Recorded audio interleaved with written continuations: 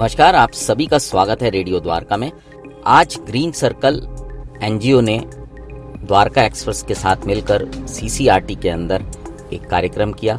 इस कार्यक्रम के मुख्य अतिथि थे दिनेश प्रताप सिंह, स्पेशल गेस्ट थे धनंजय जोशी और उसके अलावा द्वारका के कई गणमान्य लोगों को गेस्ट ऑफ ऑनर के रूप में बुलाया गया था।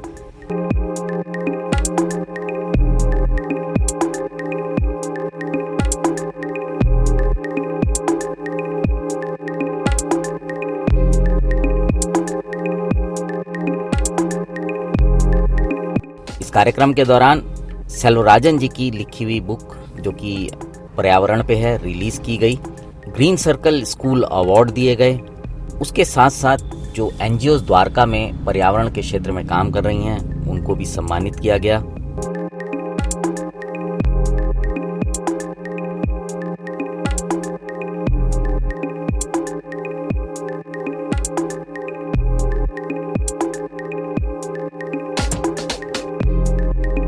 आज का अद्भुत कार्यक्रम है। इस तरह के कार्यक्रम मुझे लगता है कि हमें आवश्यक है आज के समय को देखते हुए, क्योंकि हम बहुत कुछ कमर्शियल हो गए हैं और बहुत कुछ कंज्यूमरिज्म भी बढ़ गया। लेकिन इस तरह के जो कार्यक्रम है जो हमारे इन्वायरमेंट को लेकर के एक संचेतना देते हैं, कंसेंटाइजेशन देते हैं, एक जो है कहीं ना कहीं बच्चों को एक शिक्षा देते हैं, तो ऐसे में जो हमारे सेल्वराजन जी कार्य कर रहे हैं बहुत ही बड़ा काम कर रहे हैं और इन्होंने त्यागपूर्वक ये कार्य किया।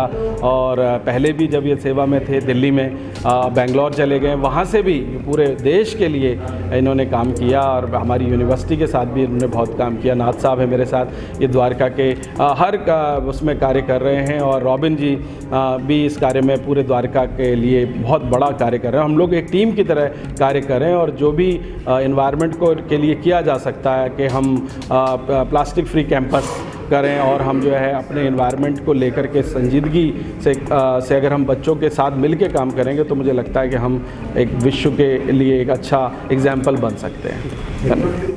बच्चों के द्वारा कल्चरल प्रोग्राम जो थे वो प्रस्तुत किए गए और साथ साथ में ओपन क्विज भी पर्यावरण को लेकर बीच में किया गया।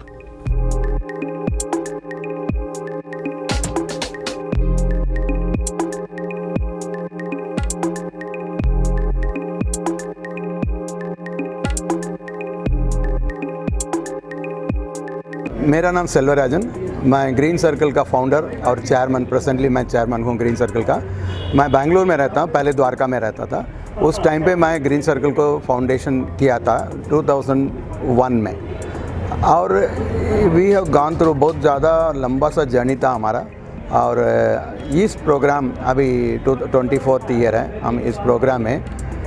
द्वारका में जो कुछ अच्छे काम कर रहे हैं एनवायरनमेंट के लिए सबको रिकग्नाइज़ करना है। पहले हम सोच रहे थे स्कूल्स को रिकग्नाइज़ करेंगे, तो 2 महीना चल रहा था ये प्रोसेस और इसका शॉर्टलिस्ट किया है। Around 50 schools were shortlisted. उसके बाद 10 स्कूल का शॉर्टलिस्ट किया है। फिर एक स्कूल करके हमने विजिट कर दिया। हमारे वॉलंटियर्स है ग्रीन सर्कल का, वो वॉलंटियर्स विजिट किया है और ये लंबा प्रोसीजर, बहुत हार्ड वर्क किया है हमारे वॉलंटियर्स ने। सर, आज बुक लॉन्च की गई। हाँ, क्या बुक में ऐसा क्या है कि देशवासियों को या द्वारका वासियों को क्या संदेश? बुक है आवर एनवायरनमेंट आवर कंसर्न। ये बुक साउथ एक्सप्रेस करके द्वारका एक्सप्रेस का एक पेज है, हमेशा आते हैं इधर द्वारका में, पब्लिश होता है, 9th पेज है। उस पेज में मैं साउथ से ऑल तमिलनाडु, केरला, कर्नाटका, आंध्रा, ये सारे स्टेट का एनवायरमेंटल एक्टिविटीज़ के बारे में मैं लिखता हूँ और कुछ environmental issues, global issues, national issues, सब कुछ मैं लिखता हूँ उसमें। तो एक week it is coming up 100 issues हो गया था। उसके बाद मैं रॉबिन जी जो द्वारका एक्सप्रेस का जो फाउंडर है उनसे बात किया है। तो द्वारका एक्सप्रेस का जो उन्होंने बोला था हम कुछ काम करेंगे, इसको आगे करेंगे। मैंने बोला हम एक बुक बनाएंगे, तो एक बुक पब्लिश किया है। 100 एडिटोरियल्स, मेरा एडिटोरियल्स के साथ हमने एक बुक बनाया, आवर एनवायरनमेंट आवर कंसर्न। इस बुक में द्वारका के इश्यूज़ भी है, नेशनल इश्यूज़ भी है, ग्लोबल इश्यूज़ भी है, पूरा एनवायरमेंटल इश्यूज़ है। तो जब ये बुक का पब्लिशिंग करना था उसी डेट में हमने सोचा ग्रीन ट्रॉफी का एक अवार्ड इंस्टीट्यूट करेंगे। तो ग्रीन ट्रॉफी हमारा सीज़न 3 है एक्चुअली, ये पहले भी हम किया है, लास्ट ईयर उसके पहले भी। तो इस साल हमने स्कूल्स के लिए करना है। तो मैं बोला था जो स्कूल के लिए करना है वो सारे स्कूल को 150 स्कूल पार्टिसिपेट किया है, उसमें शॉर्टलिस्ट करके 10 स्कूल, अभी 3 स्कूल को अवार्ड मिलेगा, फर्स्ट सेकंड थर्ड। इसके अलावा हम सोच रहे थे NGOs भी काम कर रहे थे, उनको भी रिकग्नाइज करेंगे। जो NGOs का नाम फेमस है इधर द्वारका में, उन लोगों को भी हम मतलब रिकग्नाइज करेंगे, उसको मोटिवेट करेंगे। मतलब ये है, एक हम रेसोल्यूशन भी आज पास कर रहे हैं। उस रेसोल्यूशन में द्वारका का इश्यूज़ के बारे में हम बात करेंगे और द्वारका का एनवायरमेंटल इश्यूज़ लाइक ये trees are being felled, roads ठीक नहीं है और काफ़ी कुछ गार्बेज रिमूवल ठीक नहीं हो रहे, ये सब मिला के हमने एक रेसोल्यूशन भी पास कर दिया या पास करेंगे, अभी पास करके उसको हम आगे लेके जाएंगे। मेरा नाम RK जैन है, मैं सीनियर सब द्वारका का प्रेसिडेंट हूँ। मैं ये कहना चाहता हूँ कि एनवायरनमेंट के लिए हम सीनियर्स भी उतना ही योगदान कर रहे हैं जितना और रेजिडेंट्स कर रहे हैं। हम लोग भी पेड़ लगाते हैं, हम लोग भी नए नए पेड़ लगाते हैं। और हमने अपनी एक वाटिका में जो लोग कोविड में चले गए थे, उनके नाम पे उनके बच्चों ने जो पेड़ लगाए थे उनको हम अब पाल रहे हैं और काफ़ी बड़े हो गए हैं वो पेड़। सब चंपा के पेड़ है, पीपल के पेड़ है, वो वाले हमने किया है। Thank you very much. ये बहुत अच्छा है। हम जो अभी एनवायरनमेंट के ऊपर काम कर रहे थे उसके लिए एक मोटिवेशन है हमारे लिए और एक बहुत अच्छा ये आगे जाएगा। इससे मैं कहूँगा मील का पत्थर है ये।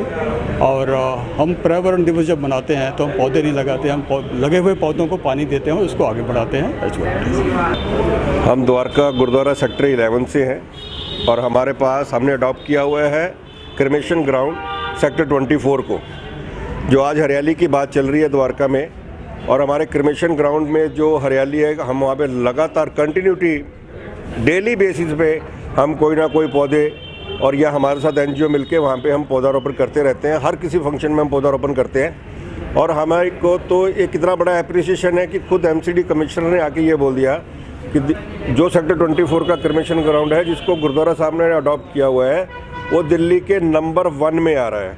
वो सिर्फ उसकी हरियाली की वजह से और वहाँ का जो रख रखाव है वो हमने इतना बेहतरीन बना दिया है उसको, हमारे पूरे गुरुद्वारा साहब की तरफ से सहयोग की वजह से वो दिल्ली के नंबर 1 पे है। लोग बाग कहते थे कि लोधी रोड नगर का जो है क्रिमेशन ग्राउंड है वो नंबर 1 पे है, लेकिन कमिश्नर साहब ने हमें खुद आके एक स्टेटमेंट दी है कि लोधी रोड वाले क्रिमेशन ग्राउंड को भी सेक्टर 24 के क्रिमेशन ग्राउंड ने फेल कर दिया है, नंबर 1 की पोजीशन पे ही आ रहा है। तो एक ये हमारे लिए बड़ी खुशी की और हमारे लिए हम सम्मानजनक बात है कि गुरुद्वारा साहब ने जो इसको अडॉप्ट किया है, वो क्रिमेशन ग्राउंड आज इस लेवल पे पहुंच गया है कि वो दिल्ली के नंबर 1 पे आ रहा है। हम आपके चैनल के माध्यम से कहना चाहते हैं MCD वालों को, जो वहाँ पे कुछ कमियाँ बाकी हैं, DDA की एक सड़क का जो वहाँ पे पुअर कंडीशन में है, उसकी तरफ ध्यान दिया जाए। बाकी हम अपनी तरफ से कोई कसर नहीं छोड़ेंगे उसको बेहतर से बेहतरीन बनाने के लिए। देखिए, आज का कार्यक्रम बहुत ही विशेष था मेरे लिए और मेरी पूरी द्वारका एक्सप्रेस की टीम के लिए, क्योंकि हम लोग द्वारका एक्सप्रेस के माध्यम से पर्यावरण पे एक पेपर पब्लिश करते आए थे जिसका नाम था साउथ एक्सप्रेस। और उसमें साउथ इंडिया में जो पर्यावरण के ऊपर कार्य होते आए हैं, विभिन्न एनवायरमेंटलिस्ट जो काम करते हैं या इंडिविजुअल्स जो काम करते हैं, उसको हम लोग उसमें अखबार में छापा करते थे। उस पूरे जो 100 एडिशंस हमारे न्यूज़पेपर के हुए साउथ एक्सप्रेस के, उसको एक बुक में कंपाइल किया डॉक्टर सेल्वराजन ने, और सेल्वराजन जी ही एडिटर हैं साउथ एक्सप्रेस के। तो ये मेरे लिए एक बहुत ही महत्व का विषय था कि एक कम्युनिटी बेस्ड न्यूज़पेपर जो द्वारका सब सिटी के अंदर में बहुत पॉपुलर था, उनके ऊपर किताब पब्लिश हो रही है तमिलनाडु में, और जो उसके एडिटर वहाँ बैठे हुए हैं कर्नाटक में, बेंगलोर में, श्री सेल्वराजन साहब, उन्होंने इस पूरे कार्य को किया। तो मेरे लिए बहुत विशेष है, मेरी एडिटोरियल टीम के लिए बहुत विशेष है। और ये किताब नहीं है, ये ग्रंथ है। एनवायरनमेंट प्रोटेक्शन के लिए, पर्यावरण की रक्षा के लिए एक पूरा ग्रंथ है ये। और इस ग्रंथ को हर व्यक्ति पढ़े, मैं तो कहूँगा हर स्कूल में बच्चों को पढ़ाया जाए। इसके ऊपर जो टॉपिक्स लिखे हुए हैं, जो आर्टिकल्स लिखे हुए हैं, फैंटास्टिक हैं। हर विषय को कवर किया गया है। देखिए, एक बड़ी बात क्या है कि पर्यावरण एक विषय है, उस विषय पे 100 एडिशंस, अब तक 128 एडिशन हम पब्लिश कर चुके हैं। 100 एडिशंस के ऊपर में पूरी ये किताब छाप दी गई। आप कितने वेरिड टॉपिक्स को हम लोगों ने कवर किया है, ये सभी के लिए इम्पॉर्टेंट है। सब इसको पढ़ें, समझें और कार्य करें, तो पर्यावरण की रक्षा भी होगी। इस कार्यक्रम में द्वारका के कई गणमान्य व्यक्ति जो थे शामिल हुए। ग्रीन सर्कल एनजीओ पिछले कई वर्षों से पर्यावरण के लिए काम कर रही है और उसके जो सदस्य हैं वो पर्यावरण को बचाने के लिए, पर्यावरण को सुदृढ़ करने के लिए भरसक प्रयास करते रहते हैं। इस तरह की और भी अपडेट्स के लिए जुड़े रहें रेडियो द्वारका फटाफट के साथ।